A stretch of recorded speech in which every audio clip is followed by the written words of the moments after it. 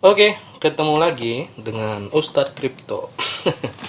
Ini lama sekali kita nggak jumpa, udah berbulan-bulan dari Agustus, ya kurang lebih Agustus terakhir posting. Sekarang kita, yes, meramaikan lagi di dunia industri kripto. Baik, saya mohon maaf kalau teman-teman mungkin lama jedanya, soalnya banyak problem yang terjadi dan juga saya lagi menekuni sesuatu. Oke, sekarang kita masuk di pembahasan seperti biasa di dunia cryptocurrency. Sebenarnya, saya ingin sekali beritahukan teman-teman lalu itu kejadian-kejadian sebelum crash. Cuma pada ya kami masih uji sistem. Yes, sejauh ini sistem cukup bagus. Ya kurang lebih 80-90% lah akurasinya. Right. Oke, sekarang kita akan bahas Bitcoin. Bitcoin saat ini bergerak di kisaran 45 ribuan. Ya, 45 ribuan dan cenderung sideways. Ya, cenderung sideways untuk kisaran 7 hari ke depan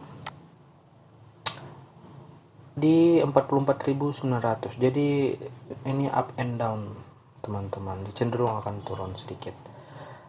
Untuk saat ini kalau kita lihat indeksnya sendiri, jadi indeks kami ada hitungan sendiri namanya indeks.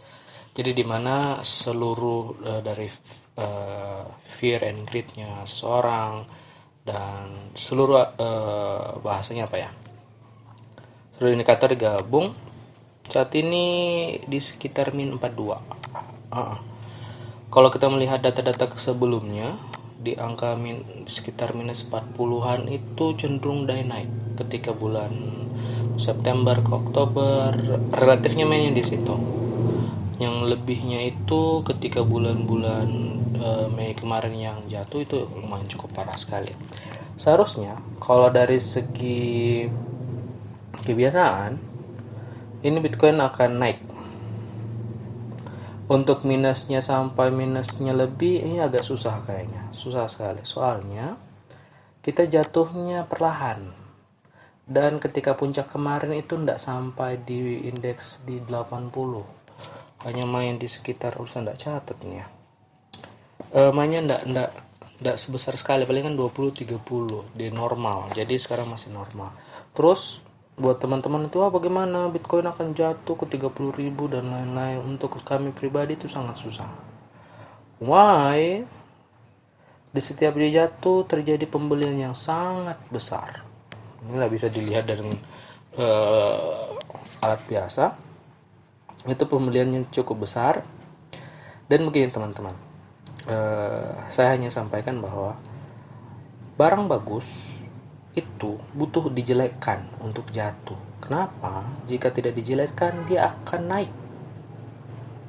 Oke? Jika Bitcoin ini jelek, ya dibiarkan saja karena akan jatuh jatuh sejatuh-jatuhnya. Contohnya koin-koin micin yang tidak jelas. Nah, ada pemberitaan buruk ya, ada mungkin 1-2 kali tapi tidak seterus-menerus. Jadi, gunakan akal teman-teman semua untuk lebih bukan sensitif ya, lebih kritis lagi melihat hal ini. Kalau untuk investasi sudah sangat bagus, kalau dimasuk nggak perlu takut, jadi average down saja, turun lagi beli lagi, turun lagi beli lagi. Kenapa? Nanti ketika dia rally baru teman-teman kejar, agak ya sudah terlambat. Untuk ratingnya sendiri untuk hari ini ya masih tetap sama sih. Dan ini rating terendah untuk Bitcoin itu kalau di kami di C. Di C dan Bitcoin cenderung tidak pernah turun dari rating itu. Kalau dia turun, wah, terjadi sesuatu. Tapi dari data yang kami lihat, pembelian tetap banyak. Nah, cuma ada yang lucu di sini. Seluruh aliran dana itu pindahnya ke Ethereum. Semuanya masuk ke Ethereum. Ya mungkin ya lebih canggih dan lain-lain. Oke, untuk prediksi beberapa hari ke depan, harga cenderung sideways. Januari ini naik, tetap harus akan naik. Soalnya gimana bahasanya ya? Jadi teman-teman berpikirlah Bitcoin dan lain-lain ini bisnis, part of bisnis. Nggak mungkin orang files itu beli terus. Dia harus jualan. Dia harus jualan. Kalau dia mau beli-beli terus, uangnya bisa habis nanti. Soalnya Desember itu harus hitungan, Desember Februari itu hitungan biasanya untuk hedge fund besar, mereka harus ada pemasukan di situ. Oke. Terus kita masuk di Ethereum.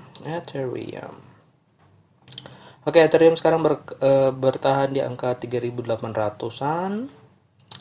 Untuk ratingnya sendiri untuk hari ini menurun, indeksnya menurun, harga cenderung akan turun di 3 hari ke depan, hanya meningkat sedikit.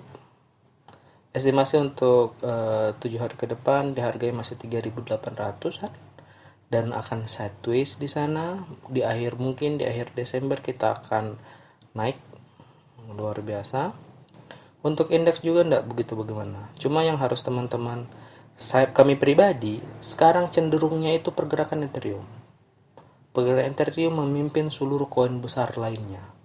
Bitcoin bukan gimana ya, agak sedikit menurun ya. Soalnya biasanya jika Ethereum itu banyak pembelinya, grafik ikut Ethereum. Untuk saat ini. Bitcoin yes, tetap, cuma agak sedikit menurun saat ini. Oke, buat teman-teman jangan takut. Kalau saya pribadi untuk di koin-koin besar, kalau mau cut loss, belinya umpama jualnya di 3.000 sekian-sekian, 3.800. Cut loss, belinya lebih murah lagi di bawahnya. Oke, istilahnya pasang apa, kalau kami biasa pakai stop limit, buy. Jadi harga itu kan cenderung turun, ketika turun teman-teman masuk. Soalnya nanti itu mau tunggu turun lagi, dia tiba-tiba lari set. Teman-teman jual 3.600, akhirnya teman-teman beli lagi di harga 4.000 lebih. Yes, bukan untung tambah rugi. Oke, ya ini satu juga. Kami melihat tadi ada pembelian besar di Ethereum di sekitaran jam 8 jam 7 PM waktu Singapura. Hitungan kami harga cenderung naik, tapi kita nggak tahu. Tapi ini hanya temporer saja.